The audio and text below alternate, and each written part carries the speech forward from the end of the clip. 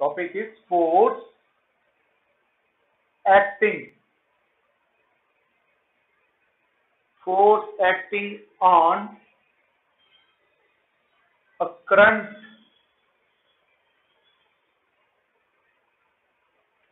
carrying conductor. Current carrying conductor in a uniform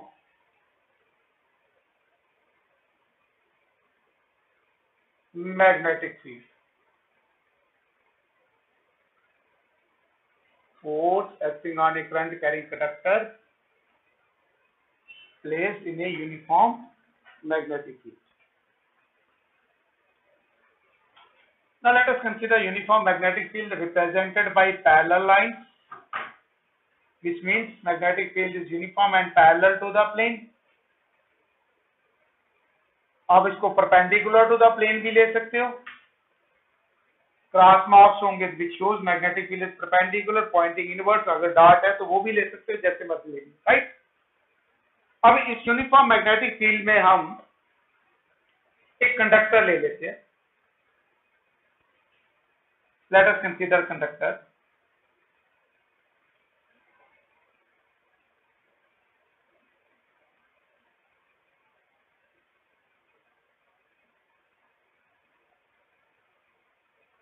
Conductor having length L, cross sectional area A. Cross sectional area जो किसके बराबर है, A के बराबर. Now carrying current I, इसमें से I करंट पास कर रही है, से इन ए डायरेक्शन एज शोन. अब ये कन्वेंशनल करंट है तो इलेक्ट्रॉन की जो मूवमेंट होगी वो क्या होगी, ऑपोजिट होगी. ठीक है, ये आगे हमारे पास करंट, डायरेक्शन ऑफ करंट. तो इसमें जो इलेक्ट्रॉन्स होंगे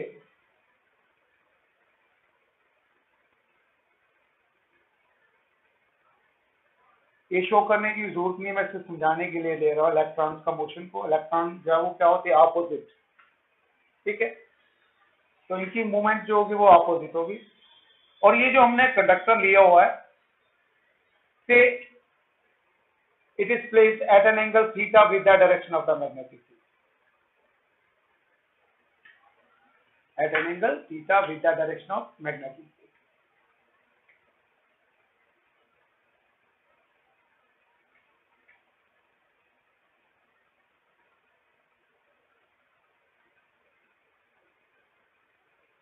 तो हमने क्या लिया, a conductor of length L, cross sectional.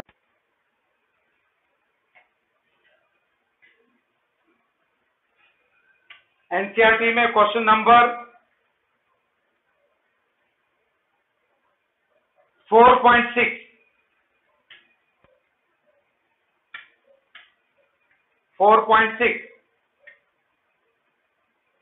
question is, what is the magnitude of magnetic force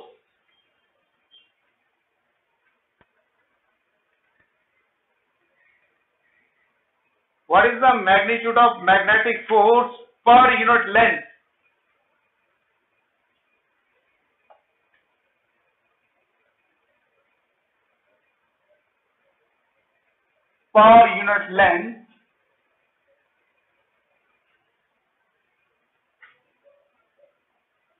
on a wire carrying a current of 8 amperes. On a wire carrying a current of 8 amperes and making an angle of 30 degrees.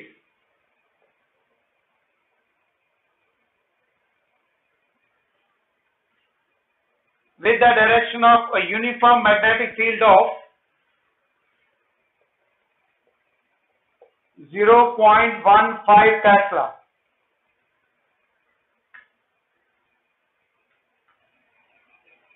ठीक है, आपको क्या calculate करना है, force per unit length I B sine theta. Simple numerical है, 8 0.15 और sign 30 आपको मालूम है 1/2 के बराबर होता है। तो आंसर 0.6 न्यूटन अर्थ, ये पर लेंथ है, पर यूनिट लेंथ है, तो न्यूटन पर metre.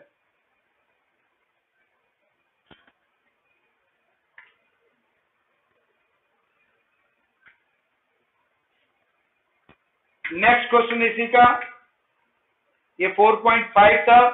Next question 4.6।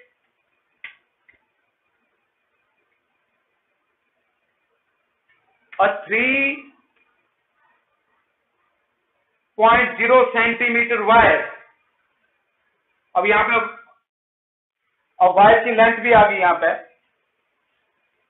3.0 centimetre wire carrying a current of 10 amperes, carrying a current of 10 amperes is placed inside a solenoid, is placed inside a solenoid perpendicular to its axis। अब यहां पर source जो है magnetic field का वो solenoid दिया हुआ है, perpendicular to its axis। The magnetic field inside the solenoid is given by, the magnetic field inside the solenoid is given to be 0.27 Tesla।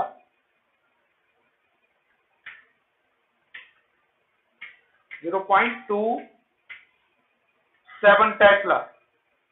What is the magnetic force on the wire? ठीक है, calculate करो खुद करके, मुझे बताओ ये क्या आता है इसका answer. L is equal to 3.0 centimetre, इसको मीटर में कन्वर्ट करिए। Current is 10 ampere, magnetic field is 0.27 Tesla, perpendicular है तो एंगल 90 डिग्री होगा।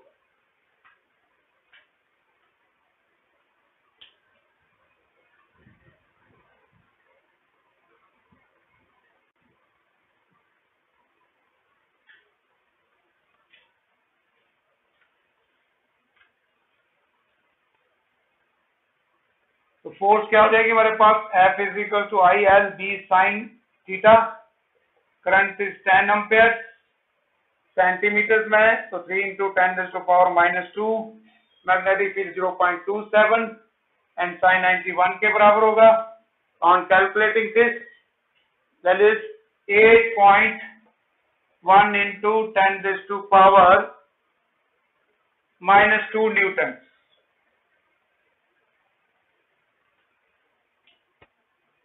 तो एनसीईआरटी में इसके दो ही न्यूमेरिकल थे हमारे।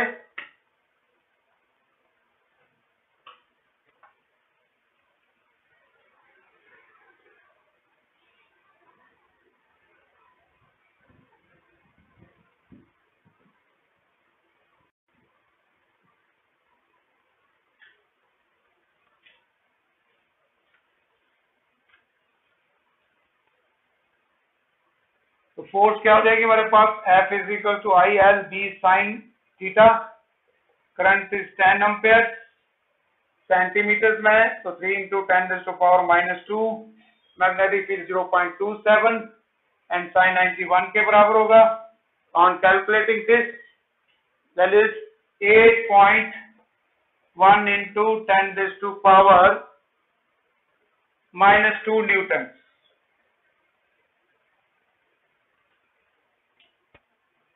तो एनसीईआरटी में इसके दो ही न्यूमेरिकल थे हमारे।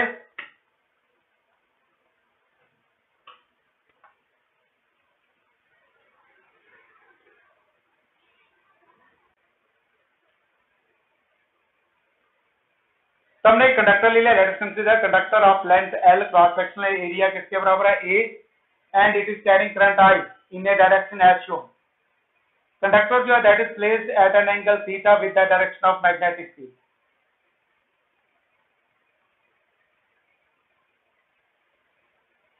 अब करंट जो है ये कन्वेंशनल करंट है तो इलेक्ट्रॉन जो होंगे इसके अंदर उनकी डायरेक्शन क्या होगी, ऑपोजिट होगी। तो हम क्या करेंगे, यहाँ पे एक एक इलेक्ट्रॉन जो है उसके ऊपर फोर्स जो है वो कैलकुलेट करेंगे, and that is the total force. जितने भी इलेक्ट्रॉन्स होंगे उन सभी इलेक्ट्रॉन्स की जो फोर्स होगी that is the total force in on the current carrying conductor.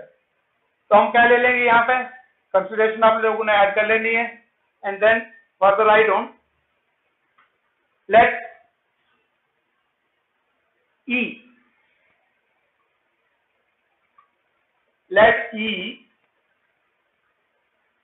be the charge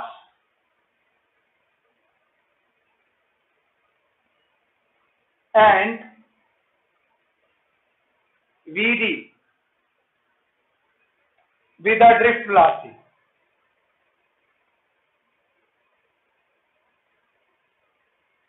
With the drift velocity, E be the charge and Vd जो है that is the drift velocity of an electron.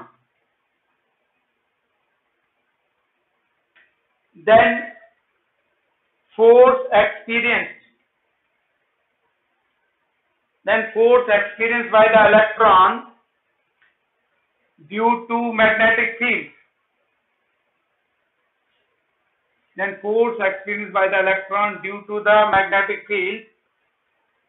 और ये force जो है इसको small f से ले लेते हैं, किसके बराबर जाएगी, E Vd क्रॉस B। ये हमने फोर्स का रिलेशन जब वो निकाला था, हमने चार्ज किसके बराबर आया था, Q V B sin theta, F किसके बराबर आया था, Q V cross B, right. तो ये आगे बढ़ेगा, and in magnitude F is equal to किसके बराबर हो जाएगा, E Vd B sin theta. अब इसमें जितने भी इलेक्ट्रॉन्स होंगे सभी के ऊपर जो फोर्स की वैल्यू होगी वो किसके बराबर हो जाएगी, E Vd B sin theta, और उसको हम कैलकुलेट कर सकते हैं राइट हैंड पाम रूल से या Fleming's left hand rule.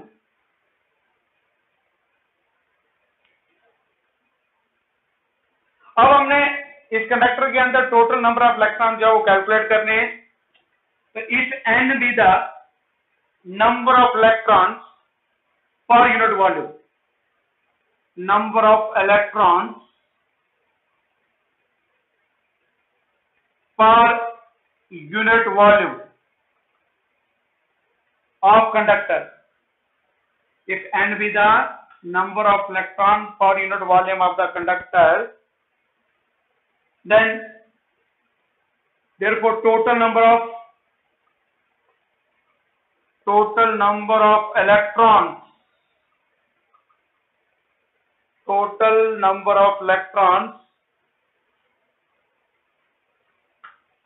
in the conductor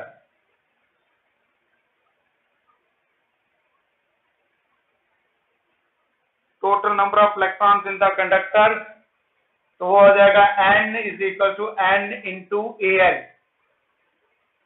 ना। n जो है ये क्या हो गया, number of electrons per unit volume, और वॉल्यूम यहाँ पे क्या हो गया, area into length.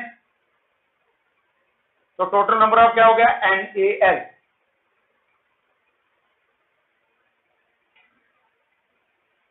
Now total force on the conductor।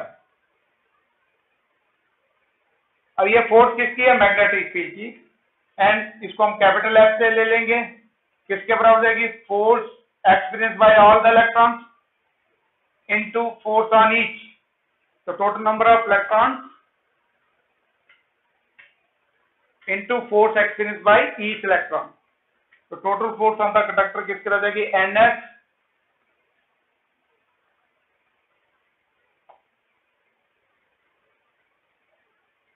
Now F is equals to N किसके बराबर है, NaL इंटू फोर्स किसके बराबर जाएगी, E Vd B sin theta,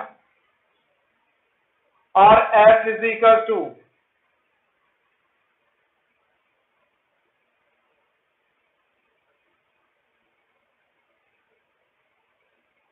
आपने रिलेशन करंट इलेक्ट्रिसिटी के अंदर पढ़ा था कौन सा relation between current and drift velocity, तो करंट किसके रहते हैं NAEBD, ठीक है। तो इसमें भी NAEBD ये क्या हो जाएगी हमारे पास करंट के बराबर। Now from the relation between current and drift velocity, तो F किसके बराबर हो जाएगा, इसको हम रिप्लेस कर लेंगे ILB sin theta. Now this is the expression for force experienced by a current carrying conductor placed in a magnetic field, uniform magnetic field. And in vector F किसके बराबर हो जाएगा IL cross B. The direction of force is perpendicular. The direction of force is perpendicular to the plane containing L and B. To the plane containing L and B, and is given by left hand rule. जो हमने moving charge के case में लिया था same वहां पे left hand rule या right hand palm rule. अब लेफ्ट हैंड रूल क्या हो गया, stretch the thumb forefinger and middle finger.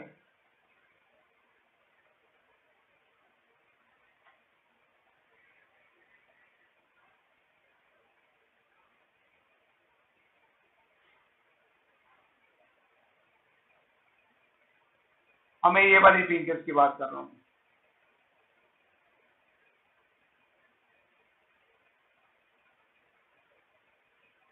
तो उस केस में क्या होगा, ये लेफ्ट हैंड की हमने क्या करना है, middle finger, four finger and thumb, इनको सर्च करेंगे इन सच ए way that thumb is perpendicular to both these fingers. तो उस केस में ये वाली फिंगर जो है this gives the direction of magnetic field, middle finger जो है that gives the direction of current, और थंब जो है that gives the direction of force.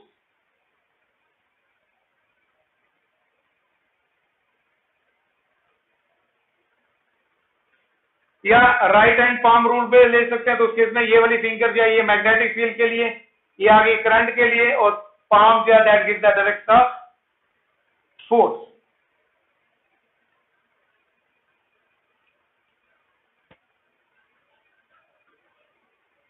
अब इसमें भी हमारे पास एंगल के ऊपर डिपेंड करेगी, ये तो है ही वेक्टर करंट, लेंथ और मैग्नेटिक फील्ड, लेकिन एंगल के ऊपर ये कंडक्टर जो है वो किस एंगल पे हमने प्लेस किया हुआ है, ओरिएंटेशन ऑफ द कंडक्टर। या अगर हमारे पास थीटा जो है, if theta is 0 डिग्री और 180 degree means that is place parallel और एंटी पैरेलल। करंट की डायरेक्शन जो मैग्नेटिक फील्ड के पैरेलल है या एंटी पैरेलल है, कंडक्टर जो है उसको हमने मैग्नेटिक फील्ड की डायरेक्शन में प्लेस किया हुआ है, ठीक है।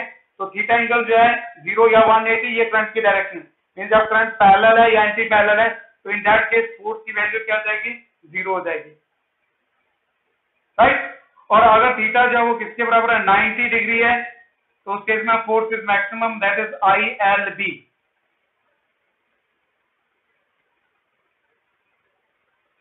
तो ये था हमारे पास force acting on a current carrying conductor in a uniform magnetic field. अब इसके बाद जो है हमारा नेक्स्ट टॉपिक जो है वो है force between two straight current carrying conductor. तो फर्स्ट राइट डाउन, इसमें न्यूमेरिकल है इस फार्मूले के ऊपर। ये फार्मूला हमारा आया F is equal to ILB sine theta, और अगर फोर्स पर यूनिट लेंथ निकालनी है तो F/L किसके बराबर जाएगा, IB sine theta.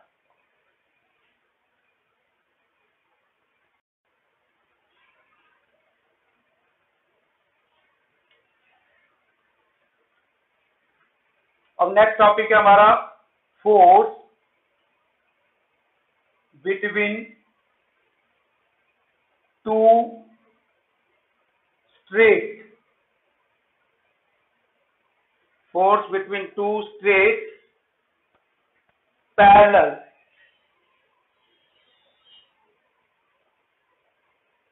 current carrying wires और कंडक्टर्स भी ले सकते हैं हम।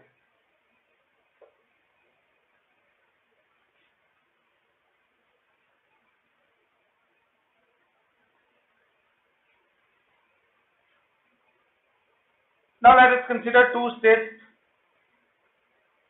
wires, parallel wires,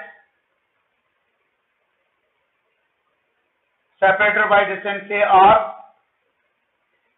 and carrying current। से ये वायर 1 ले लेते हैं, ये wire 2 carrying current I1 and I2 say in the same direction। और हमने दोनों केसेस लेने, अपोजिट डायरेक्शन वाला भी लेना है और सेम डायरेक्शन का। तो से करंट जो है that is in the same direction. अब ये जो करंट कैरिंग वायर है इसके अराउंड मैग्नेटिक फील्ड डेवलप होगी और उस मैग्नेटिक फील्ड के अंदर ये करंट वायर है, करंट कैरिंग वायर है, तो ये फोर्स एक्सपीरियंस करेगी। अभी हमने स्टडी किया force on A current carrying conductor ने मैग्नेटिक फील्ड, तो ये करंट कैरिंग कंडक्टर जो है इस वायर की मैग्नेटिक फील्ड के अंदर है, तो it will experience force. Similarly ये जो करंट कैरिंग वायर है इसके अराउंड भी मैग्नेटिक फील्ड डेवलप होगी और उस मैग्नेटिक फील्ड में ये करंट कैरिंग कंडक्टर है, तो ये इसकी फोर्स एक्सपीरियंस करेगी। ठीक है, तो दोनों करंट कैरिंग वायर जो है दोनों में से करंट पास कर रही है, तो दोनों के अराउंड मैग्नेटिक फील्ड डेवलप होगी, तो दोनों एक दूसरे की मैग्नेटिक फील्ड की फोर्स जो है वो एक्सपीरियंस करेंगी। तो कंसिडरेशन में हमने consider to wires 1 and 2 carrying currents I1 and I2 in the same direction, held parallel to each other, separated by distance R। Now further write down the magnetic field of one wire, the magnetic field of one wire will exert a force on the other। The magnetic field of one wire will exert a force on the other।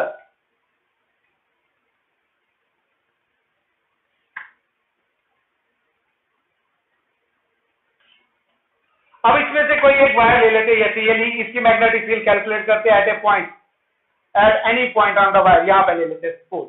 तो यहां पे magnetic field क्या होगी, right hand thumb rule से हम लेंगे, तो वो हमारे पास कंसेंट्रिक सर्कल्स की फॉर्म में होगी। अब इस पॉइंट पे जो मैग्नेटिक फील्ड होगी राइट हैंड थंब रूल, तो क्या होगी, that is along the tangent. और ये मैग्नेटिक फील्ड किसकी है, इस वायर की। ठीक है, V1 ले नाम दे देते इसको। सेम अगर इसकी हम कैलकुलेट करेंगे,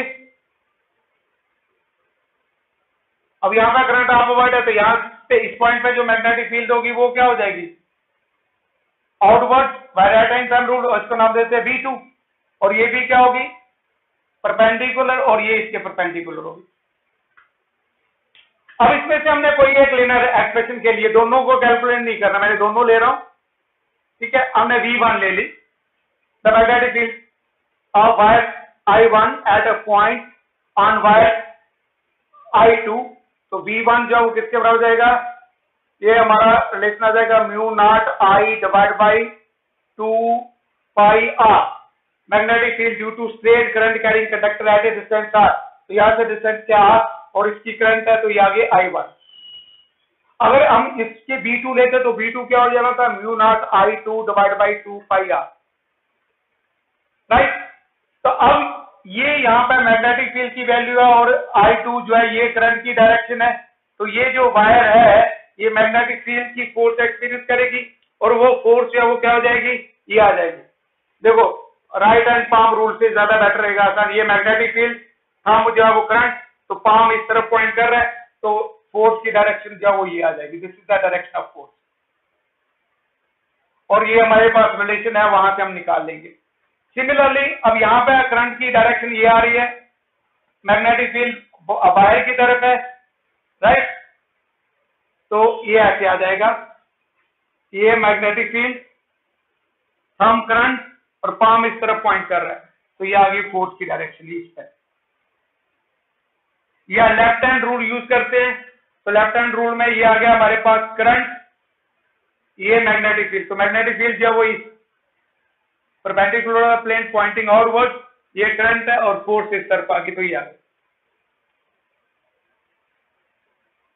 तो हम ये वाली फोर्स ले रहे, तो यह किसके बराबर हो जाएगा, that will be equal to I2 current ये आ गई L cross B, where L is the length of wire 2, L is the length of wire 2।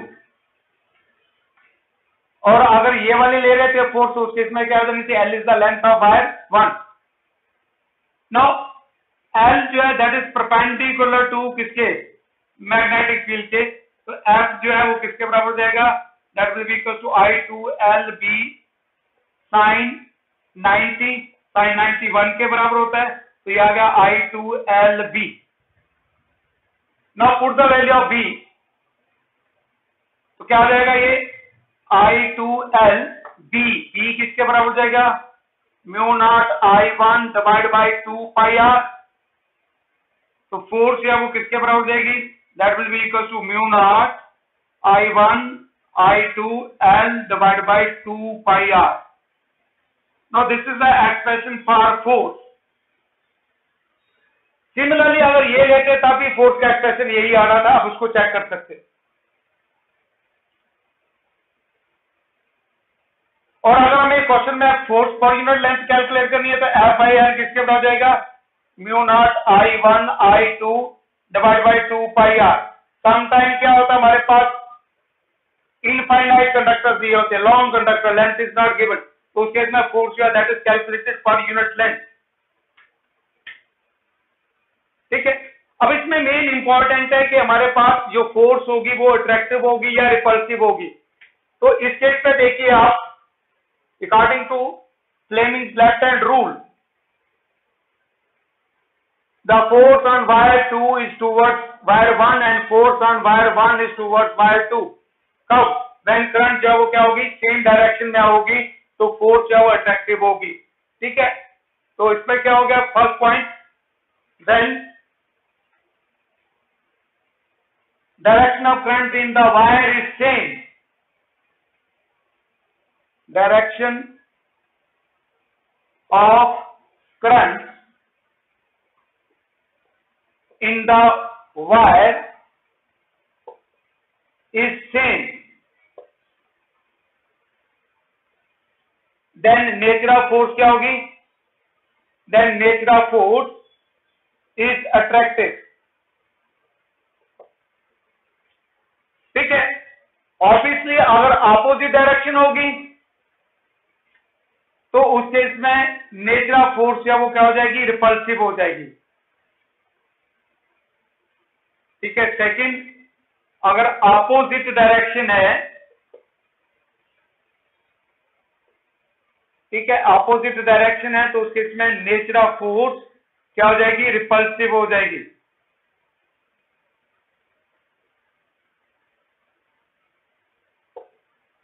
Right, अब मैं इसको बताता हूं कैसे। देखो यहां पे ये हमारे पास वायर्स हैं जिनमें करंट की डायरेक्शन अपोजिट है, ये आगे I1 और ये आगे I2। राइट, अब इसकी मैग्नेटिक फील्ड यहां पे किसी भी पॉइंट पे, ये होगी डायरेक्शन मैग्नेटिक फील्ड की, राइट हैंड टर्म रूल। अब यहां पे अगर हम, अब करंट यहां पे डाउनवर्ड है, तो लेफ्ट हैंड रूल अप्लाई करें तो फोर्स जो वो यहां पे इसकी आ जाएगी, this is the direction of force. ये मैग्नेटिक फील्ड एंड ये magnetic field inward, current downward, thumb किस तरफ पॉइंट कर रहा है, ये आ गया। या ये अब करंट की डायरेक्शन क्या है, downward, right hand palm rule लगा रहे हैं, मैग्नेटिक फील्ड ये, तो थंब इस तरफ पॉइंट कर रहा है। सेम, अब यहाँ पे करंट जो है वो क्या है, डाउनवर्ड, तो इसकी जो मैग्नेटिक फील्ड होगी इस वायर के ऊपर, उसकी डायरेक्शन ये होगी, this is the direction of magnetic field, ये ऐसे आएगी। ठीक है, अब करंट यहाँ पे अपवर्ड है, तो यहाँ पे देखिए हम, ये मैग्नेटिक फील्ड इनवर्ड, करंट ये, तो थंब किस तरफ पॉइंट कर रहा है, वायर की तरफ। तो अब देखो दोनों में वायर्स में करंट की डायरेक्शन अपोजिट थी, तो फोर्स क्या होगी, रिपल्सिव। तो सम टाइम ये आपका मल्टीपल चॉइस 1 मार्क्स का क्वेश्चन ये बन सकता है, ठीक है। या तो न्यूमेरिकल होगा इसका, या रिलेशन पूछा जा सकता है शॉर्ट आंसर। और ये भी बड़ा इंपॉर्टेंट टॉपिक है, यहाँ के क्वेश्चन आते हैं डायग्राम्स के, अभी फिगर्स के हम क्वेश्चन लेंगे जिसमें हमें या वो फोर्स का मैग्नीट्यूड फाइंड करना है या नेट फोर्स निकालनी है, तो ये पूछा जा सकता है। अब ये तो था वायर के केस में। अब एक बड़ा इंपॉर्टेंट पॉइंट है जिसको नोट कर दो आप,